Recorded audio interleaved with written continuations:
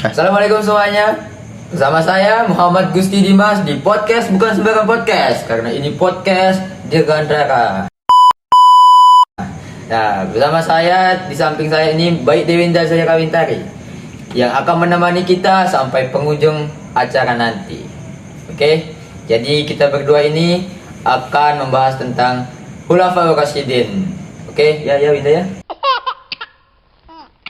Ya. Nah, sebelum itu kita saksikan bersama-sama iklan atau pertunjukan atau persembahan dari teman kami Yaesa Ariana Zukriah. Padanya kita lihat videonya bersama-sama. Puisi, judulnya Umar bin Khattab. Rinduku melihat wajahmu, ketokohanmu menyejarah, kepahlawanmu menghadirkan decak kagum, keperkasaanmu menjungkalkan kemusyrikan, keadilanmu meleburkan masalah, kepedulianmu menghadirkan kebahagiaan. Luka-luka menganga kehidupan terkembali, jahitan kebenaranmu telah menyatukan serpihan kesalahan. Terima kasih. Nah, gimana teman-teman? Menyenangkan banget bukan? Seru banget bukan? Oke, kita lanjut ke diskusinya bersama Winda. Ya, Winda, jadi kita mau bahas tentang Khulafaur Rasyidin kan? Ya. Ya. Nah, saya mau nanya nih. Jadi, apa sih yang kamu tahu tentang Khulafaur Rasyidin itu? Jadi secara pengetahuan saya, Khulafaur Rasyidin ini adalah sosok pemimpin setelah kematiannya Rasulullah SAW. Bahkan saat Rasulullah SAW hendak dimakamkan, kaum Ansor dan kaum Muhajirin ini berdebat untuk memilih siapa pemimpin untuk kedepannya. Khulafaur Rasyidin ini jika dipisahkan ada dua kata ya. Oh iya. Khulafa itu adalah bentuk jamak dari khalifah yang berarti pemimpin, pengganti ya.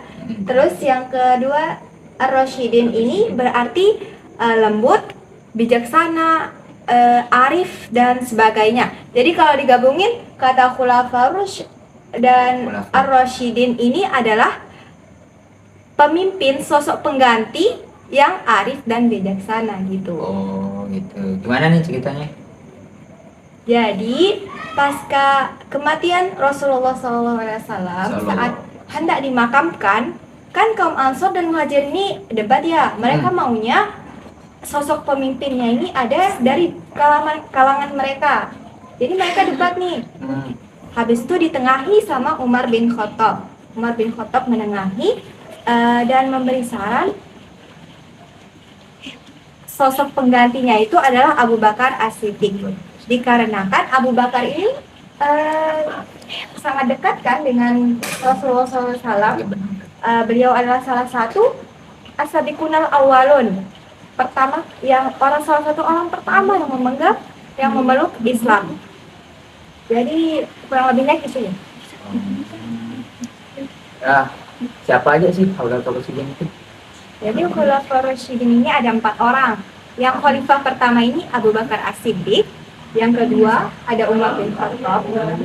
Yang ketiga ada Utsman bin Affan. Dan yang terakhir ada Ali bin Abi Thalib. Oh iya. Saya tahu 4 sahabat yang kamu sebut tadi itu. Gimana? Jadi yang saya baca 4 biografi 4 sahabat itu, yang pertama itu Abu Bakar As-Siddiq kan. Abu Bakar As-Siddiq itu lahir di Mekah 2 tahun setelah kelahiran Rasulullah SAW pada tahun 573 Masehi. Nah, Abu Bakar ini lahir di Bani Tamim di Bani Quraisy, bangsa Quraisy.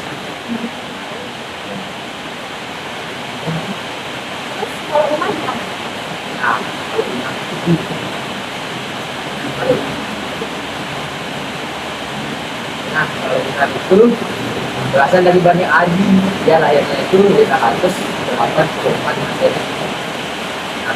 Nama ayahnya adalah Khattab bin Qais. Ya, Utsman. Nah, Utsman itu lahir pada tahun 574 Masehi, 1 tahun setelah Abu Bakar As-Siddiq. Apa? Akhirnya di Taif, bukan di Mekah. Jadi sendiri ya. Ya, selanjutnya. Ya lanjut, Ali bin Abi Thalib semuanya sudah tahu kan, Ali bin Abi Thalib itu sepupu Rasulullah. Dia lahir pada tahun 603 Masehi, jadi masih kecil lah. Mudah banget ya. Ya, selanjutnya itu aja sih yang saya tahu kalau dia cara pengangkatan itu kayak gimana? Nah, ini sekarang nih dari Abu Bakar ya. Abu Bakar ini adalah sosok pertama yang menjadi khalifah setelah kematian Rasulullah SAW. Waktu itu kan tadi seperti yang saya bilang, kaum Ansor dan kaum Muhajirin ini rebutan pengen khalifah selanjutnya itu dari kaumnya loh gitu. Tapi lebih terpilih Abu Bakar dikarenakan Abu Bakar ini salah satu as-sabiqun al-awwalun, dan saat masih ada Rasulullah SAW, sosok Abu Bakar adalah sosok yang paling dekat dengan Nabi. Jadi itu sangat memperkuat argumen untuk menjadikannya sosok Abu Bakar sebagai khalifah pertama.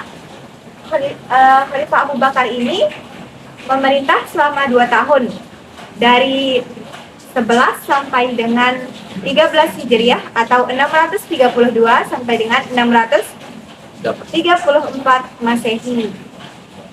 Setelah itu khalifah yang kedua Bagian Khattab. Umar. Ya, Umar. Jadi Umar ini dipilih secara langsung oleh Abu Bakar As-Siddiq. Saat Abu Bakar As-Siddiq sudah sakit-sakitan, beliau merasa sudah ajalnya udah dekat nih. Jadinya beliau manggil beberapa sahabat kayak Abdurrahman bin Auf dan yang lainnya untuk mendiskusikan siapa sih khalifah selanjutnya yang cocok untuk menggantikan beliau. Jadi setelah diskusi berunding, mereka menemukan Umar bin Khattab, memutuskan Umar bin Khattab untuk dijadikannya khalifah setelah Abu Bakar As-Siddiq. Jadi saat dalam kondisi sakit begitu, Abu Bakar ini sudah tulis wasiat untuk dijadikannya Umar bin Khattab sebagai penerusnya, khalifah kedua. Jadi setelah Abu Bakar As-Siddiq meninggal dunia, wasiat itu dibacakan dan resmilah Umar bin Khattab dibayat menjadi khalifah kedua. Nah, Umar bin Khattab ini memerintah selama 10 tahun 6 bulan. Tepatnya pada 13 Hijriah sampai dengan 23 Hijriah atau 654 Masehi sampai dengan 644 Masehi. Nah, yang ketiga ada Utsman bin Affan. Utsman bin Affan ini beda lagi cara dipilih, yaitu melewati atau lewat majelis syuro namanya. Majelis syuro ini adalah suatu majelis yang dibentuk oleh Umar bin Khattab, sengaja dibentuk. Tugasnya itu salah satunya untuk menyelesaikan masalah-masalah yang terjadi pada umat. Gitu. Jadi di majelis syuro inilah juga Umar bin Khattab memutuskan tempat untuk merundingkan khalifah selanjutnya itu gimana. Yeah. Jadi setelah perundingan itu terpilihlah Utsman bin Affan. Sebenarnya ada dua calon yang akan dipilih waktu itu. Ada Ali bin Abi Thalib dan Utsman bin Affan. Tetapi karena prinsip demokrasi, Umar ini kan menerima masukan dari siapapun ya. Jadi semua umatnya ini ditanya. Akhirnya nih didapatilah keputusan Utsman bin Affan dijadikan khalifah yang ketiga. Utsman bin Affan ini masa pemerintahannya paling lama loh. Yaitu ada 2 periode, 12 tahun. Itu dari 24 sampai dengan 36 Hijriah. Di periode pertama, Utsman ini sangat berhasil untuk membawa umatnya kepada kemakmuran, kejayaan itu. Nah, tapi di periode kedua ini kebalikannya. Di sini tuh banyak sekali masalah-masalah yang timbul, berkebalikan sekali sama periode yang pertama. Sampai Utsman ini dibunuh ya, kematiannya ini Utsman bin Affan dibunuh oleh pemberontak yang terjadi pada masa itu. Jadi ceritanya tuh beberapa hari rumah Utsman bin Affan tuh dikepung gitu. Jadi setelah hari keberapa, salah satu pemberontak itu berhasil menyusup masuk lewat atap. Nah, sedangkan saat itu Utsman bin Affan sedang membaca Al-Quran. Jadi ditebas kepalanya dari belakang, syahid gitu. Nah, yang terakhir nih Ali bin Abi Thalib. Ali bin Abi Thalib ini dalam Khulafaur Rasyidin ada khalifah keempat. Beliau ini adalah ponakan Rasulullah SAW. Jadi situasinya saat Utsman bin Affan ini telah dipenggal, ricuh kan ya? Ini ricuh. Semua kaumnya itu ada yang tidak terima, ada yang masih memperdebatkan fitnah-fitnah yang ada. Jadinya saat itu Ali bin Abi Thalib ditunjuklah menjadi khalifah yang keempat. Khalifah yang keempat. Ali bin Abi Thalib itu memerintah selama 5 tahun, tepatnya 36 sampai dengan 41 Hijriah. Jadi Ali bin Abi Thalib ini sangat paling ricuh ya. Ya, paling banyak masalah-masalah karena sudah ada masalah dari Utsman yang belum selesai, lagi ditambah dengan pemberontakan dan fitnah-fitnah yang ada. Jadinya di masa Ali bin Abi Thalib ini ada 3 kubu nih. Ada